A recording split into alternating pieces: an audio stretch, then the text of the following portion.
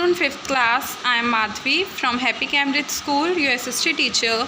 Student, today we will continue our remaining chapter number 3rd. So let's start.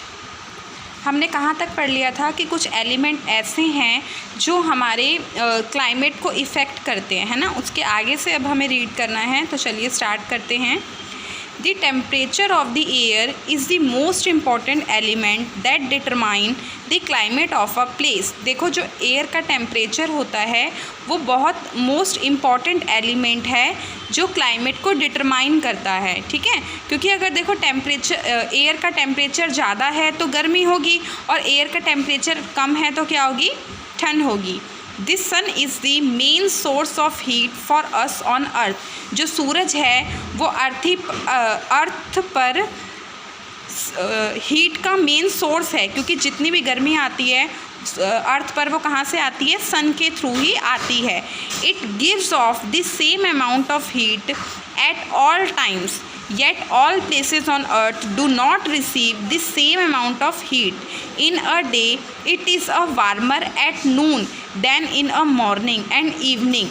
Thus, in order to know why the climate varies, we must know about the factor that control distribution of heat all over the earth. ये क्या कह रहे हैं कि देखो पूरे यानी कि आप सुबह के टाइम देखोगे तो इतनी गर्मी नहीं होती है जितनी कि दोपहर में होती है ना। तो जो आफ्टरनून का टाइम होता है उस टाइम पे गर्मी बहुत ज़्यादा होती है मॉर्निंग एंड इवनिंग की कंपैरिजन में। तो ये यही कह रहे हैं कि ये जो डिस्ट्रीब्यूशन होता है हीट का, कि कहीं पर ज़्यादा गर्मी है कहीं पर कम गर्मी है, तो ये किस वजह से होता है। कुछ तो कारण होगा ना। लाइक आपकी मम्मी है, आपकी मम्मी ने आपको 2 रुपये दिए, ठीक है, और आपकी सिस्टर को भी 2 रुपीज़ दिए। तो अब आपके पास 1 रुपीज़ है, उसके पास 2 रुपीज़ है। आपके खर्च क्यों हो गए, आपके पास कम क्यों है। कुछ तो कारण होगा उसका, क्यों, क्योंकि आपने खर्च कर दिए होंगे या आपने कहीं उसको लॉस्ट कर दिया होगा, घुमा दिए होंगे। तो कुछ ना कुछ कारण होता ही है हर चीज़ के पीछे। तो कहीं पर गर्मी ज़्यादा है और कहीं पे कम है, तो कुछ ना कुछ तो कारण होना चाहिए इसके पीछे। तो अब हम उन सभी कारणों के बारे में पढ़ेंगे कि क्या कारण है, ठीक है। चलिए स्टार्ट करते हैं। Factor controlling the distribution of heat. ऐसे फैक्टर्स जो हीट की जो डिस्ट्रीब्यूशन है उसको कंट्रोल करते हैं कि कहाँ पे कम गर्मी होगी, कहाँ पे ज़्यादा गर्मी होगी, इन सबको वो देखते हैं। फर्स्ट हमारा जो है फैक्टर वो है डिस्टेंस फ्रॉम द इक्वेटर। आप सभी को पता है इक्वेटर क्या होता है। ग्लोब की जो मिडिल लाइन होती है वो क्या होती है, हमारी equator. The amount of heat receives from the sun at a place on the surface of the earth depends upon its latitude और its distance from the equator.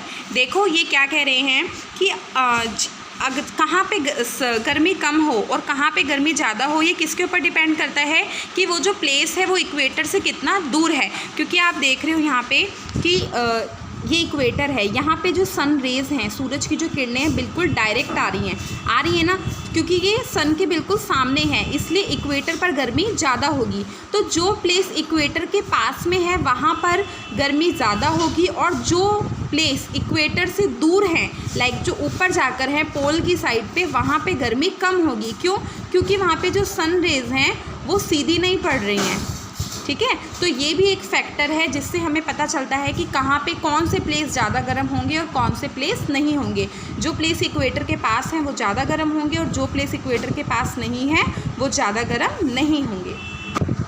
Inclination of the sun rays. जो सूरज की किरणें हैं उनका झुकाव भी एक कारण है, क्योंकि जहाँ पे सूरज की किरणों का ज़्यादा झुकाव होगा वहाँ पे गर्मी ज़्यादा होगी, और जहाँ पे कम झुकाव होगा वहाँ पे गर्मी कम होगी। तो चलिए पढ़ते हैं। The sun rays fall all over the earth from the north pole to south pole.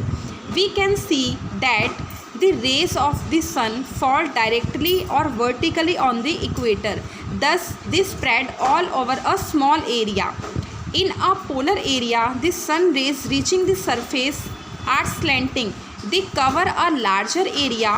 This makes the area near equator hot and the near pole the cold. देखो मैं आपको इस पिक्चर के थ्रू समझाती हूँ। ये सन है, ये सन रेज़ आ रही हैं, इक्वेटर है, इक्वेटर पे ये जो सन रेज़ हैं बिल्कुल स्ट्रेट पड़ रही हैं, बिल्कुल सीधी पड़ रही हैं, इसलिए जो एरिया इक्वेटर के पास होगा वो क्या होगा, गर्म होगा।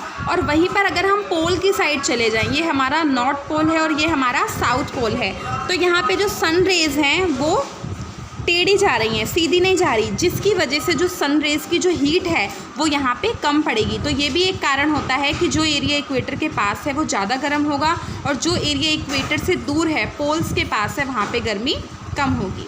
तो आज के लिए इतना ही। आपका होमवर्क है, आप जितना मैंने पढ़ाया है उतना घर से रीड आउट करेंगे। Okay, thank you.